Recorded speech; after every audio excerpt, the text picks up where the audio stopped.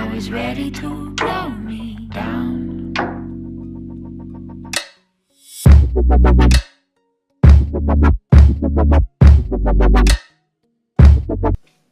Hey guys, welcome back to yet again another video on the Butcher FM channel. Today I've got something a bit similar to a video that I did indeed do the other day, and it's going to be a Premier League predictions video. So without further ado, let's get straight into it. So as you can see, straight away off the bat, in 20th place, bottom of the table, in my opinion, it's going to be Brighton Hove Albion.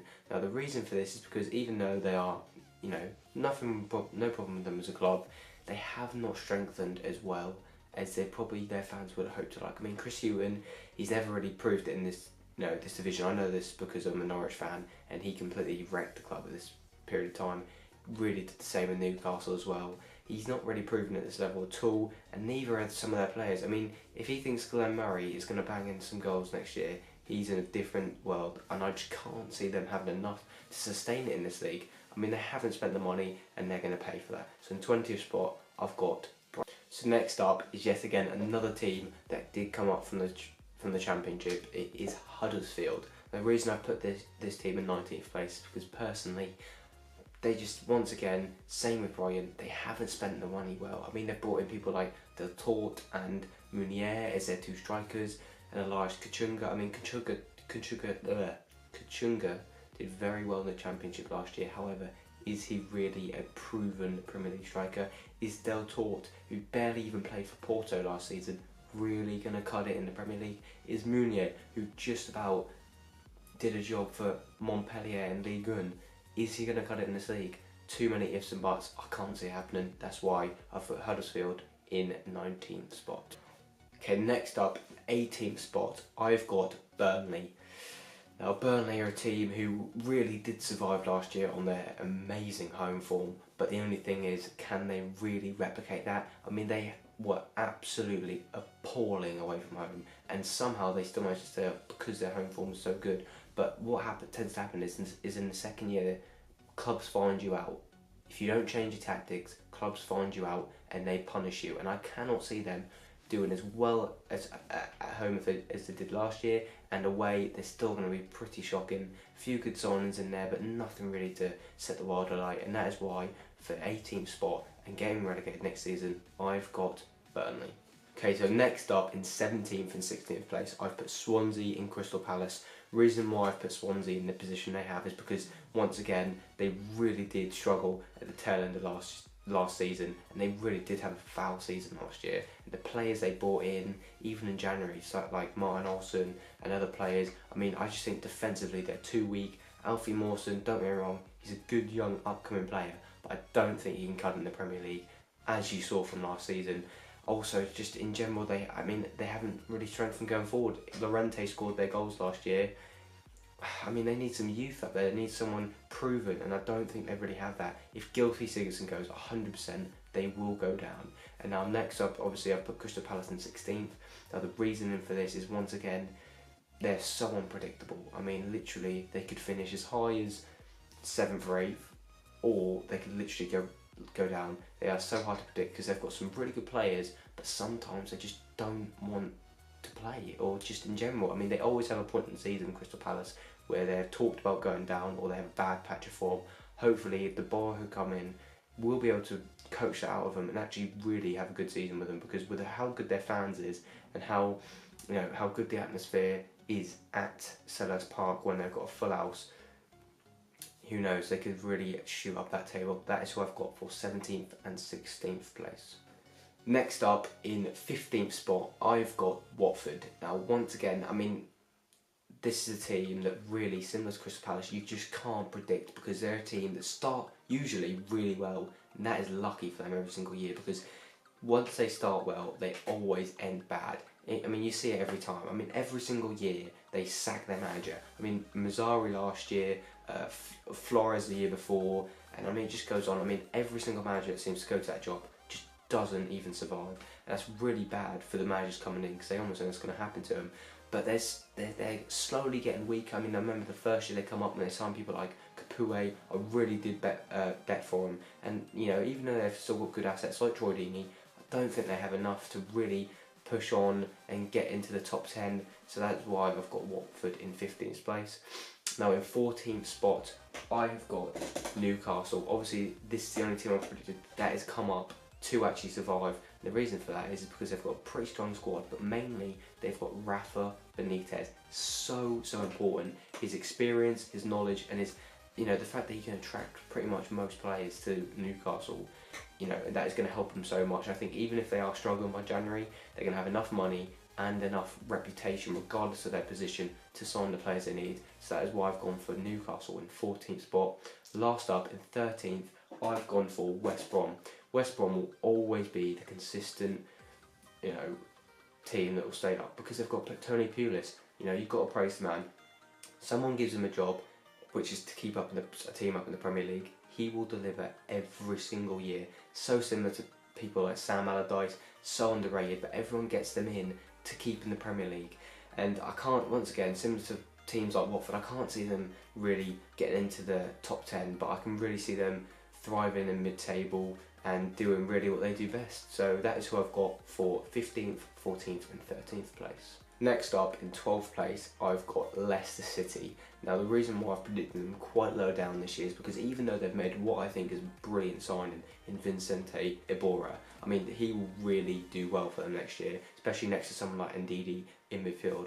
But I do think they're going to lose Riyad Mahrez, and I do think that people like Jamie Vardy aren't going to really set the ground running. I think he had his year, and really last year you saw what kind of player he was. He just wasn't good enough, and I really see that hurting them and limiting them this year. I don't think the players in their team like Morgan and Fuchs, I don't really see them actually doing very well. I think until they realise that, they're going to stay where they are. So that's why I've got Leicester down for 12th. Now in 11th place, I've gone for Stoke City. Once again, Mark Hughes, he's going to guide his men to a typical mid-table finish. They've got some great players in their team. I mean, Joe Allen just proved how good he actually was last year. As well as that, Xherdan Shaqiri, although he didn't have the best season, he was quite injured quite frequently. He still shone when he was on the pitch, but they have lost Marko Arnautovic, such a key player. So really, that probably will hurt them quite a bit. So that is why I've put them in 11th spot. Now, last up, coming up in 10th place is Southampton. Now, this is the team which is really hard to predict because they've got some great players like Nathan Redmond, Gabby Adini, all these players like this. But the problem is Van Dijk could be on the way out. If Van Dijk leaves, they are really going to struggle because I cannot see them getting a replacement in. Because, even if they did, I can't see it being anywhere near as good as him. He's such a key player. Fraser Forster, as good as a goalie he is, he needs players like Van Dijk in front of him to prevent the strikers from getting the shots off. Okay, so now we're getting closer to the business end, and in 9th spot, I've predicted someone which I think could be a bold prediction, but I think they really are capable of it, and that is Bournemouth. You saw it last year, they finished even 8th or 9th, I can't remember off the top of my head, but they were sensational. Everyone ripped them off. They were say 17th, 18th in the league. They're never going to really push anywhere higher up the table. You saw it then, they were very good. I mean, this year they brought in Asmir Begovic, top class keeper, I can't believe they've got him. Nathan Ake, brilliant youngster, and so many other players. I mean, plus as well they've got Eddie Howe, who for me has done such a good job there. If anyone else was in charge, they would probably be in the Championship right now, or really scraping the barrel. But I've predicted them this high up because I really do believe they have the potential to do it. So that is why I've gone for Bournemouth in 9th place. Next up in 8th, I've gone for West Ham. Again, another team who really, you wouldn't probably predict this high up the table looking at their performance last season, but I think last year the Olympic Stadium really didn't help them. This year, a lot more players are comfortable playing there. It's not so big of a venue that they're going to really play at 110% every single week, which is probably what Spurs are going to come up with, but I'll talk about that later. But they've also brought in Marko Arnautovic, which is brilliant, and Chicharito Hernandez. They've finally got an actual goal scorer. I mean, even if Andy Carroll is fit, I still would play Chicharito ahead of him. I think that business-wise, they've done some really clever business, probably some of the best in the Premier League. So that's why I've got them down for 8th place. Now, next up, talking about business, 7th place, Everton. my oh my, they've really decided to just spend and spend. I mean, they've actually brought in 12 players. Obviously, some of them aren't going to play, like Henry Okinye, or however you say it. From my previous video, be sure to like that and actually view that. But anyway, they've brought in players like Michael Keane, Davy Klaassen. I mean, all these kind of players that really are going to make a massive impact and benefit them loads. I can really see them pushing onwards. I don't think Lukaku will be too big of a miss, and I know that's bold, but I just think that at the end of the day, he didn't want to be there, so they might as well have cashed out on him. And Wayne Rooney is going to have a season of his career again, back at his boyhood club. I can really see good things for him. So that is why I've gone for Everton in 7th place. Okay, so now in 6th spot, I have gone for Liverpool.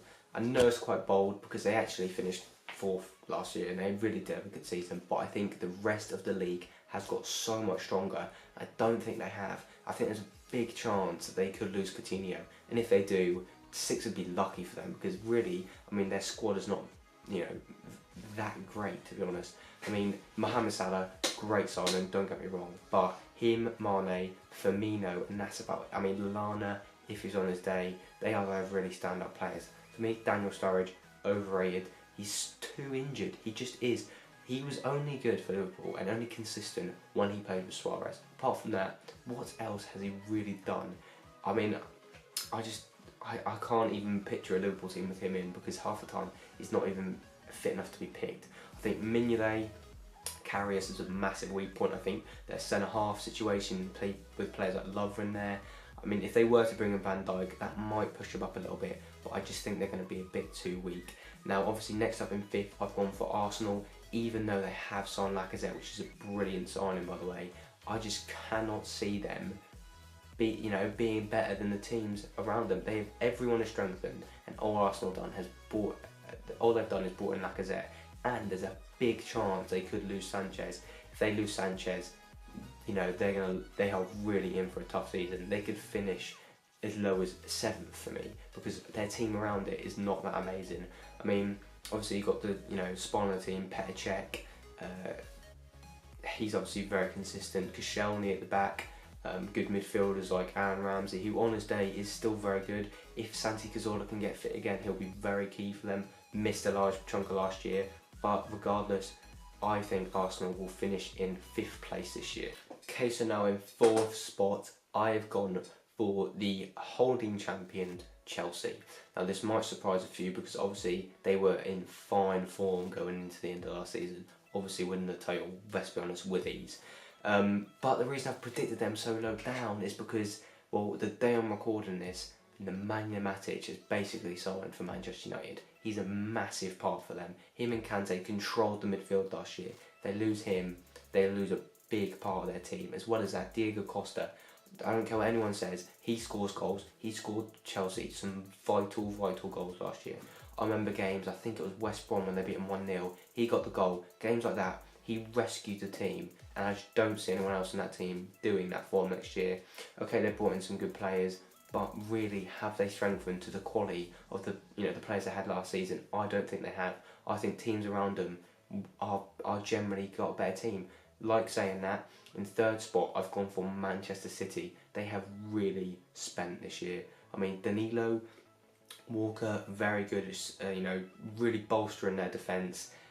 Mendy as well. I mean, defensively, they've really got a good line there. I mean, you've got cover for Danilo and Walker. There's 2 right backs. That is amazing, to be honest. And also, because if they've taken Walker, they've also injured another Premier League rival like Tottenham. But I just think with players like Aguero, just their general core, like De Bruyne, Sterling, they're in for such a good season. The reason I'm predicting them here is because sometimes it just doesn't gel straight away, and I'm not too sure on Guardiola yet. I think a lot of people thought he was a lot better than he was, but then it's not hard to win the league with Barcelona and Bayern when the league is literally nothing, nothing around them. But that's just my opinion. The place I've gone for Man City is 3rd. Now in 2nd place, I've gone for Tottenham. I know from personally reviewing a few other prediction videos, no one's really predicted them this high up, but I still think with Pochettino there and the English core they have, regardless of Walker, because I mean actually about the last kind of quarter of the season, Kieran Trippier was in that position and he was phenomenal. And I personally think for the money they got for Walker, that's an absolute steal. I mean, I do not think he's worth 50 odd million or whatever they paid. I personally think Kieran Trippier could do as good of a job in that position. I think Dele Alli is just growing, getting better. Same with players like Eriksen and Harry Kane. I just think the only thing that could limit him this year is the fact they're at Wembley. Lots of people want to play there or play to that extra 110%, similar to what happened to West Ham last year. But if they can play through it with their quality, I personally believe they will finish in second place. But let's see, let me know down in the comments whether or not I predicted them too high or too low. And now my prediction for the winners of the Premier League 2017-18 season is Manchester United. Once again, this is not very popular from what I'm seeing with other people, but I think Lukaku and Matic are exactly what they need. With Matic there, they can now push up Pogba to where he should be playing. I think if you've got him, Martial, players like that, Rashford, I mean, Lukaku will score so many goals for them next year. I just think they're such a force to be reckoned with, and I think they're so underrated. I really do think they could go under the radar and win it. People saying they don't have a good cam. I think Juan Mata is one of the most underrated players in the Premier League, and I just can't believe that he's not got more, praise than what he has. I mean, Mkhitaryan as well is another player. I mean, the list just goes on. Their team is phenomenal. They will win the league. They have to. I mean, Jose Mourinho always does in the first few seasons at a club. I think last year was just him really noticing how much needed to be done. But I think if Chris Smalling is on his day, Luke Shaw, players like this, Bailly, I mean, he was phenomenal. I mean, David De Gea, best keeper in the league. They are just, for me, miles ahead of any other team. And that is why Manchester United, for me, will win the Premier League next season. Hey guys, so that brings to the end of this video. Let me know your predictions in the comments below, because I know obviously it's going to be quite feisty. Not a lot of people probably agree with who I think will win it, but I really do want to hear your kind of reasoning, so drop that down in the comments below. Make sure to leave a like if you did enjoy, and subscribe for more. It's been Britchef. See you later.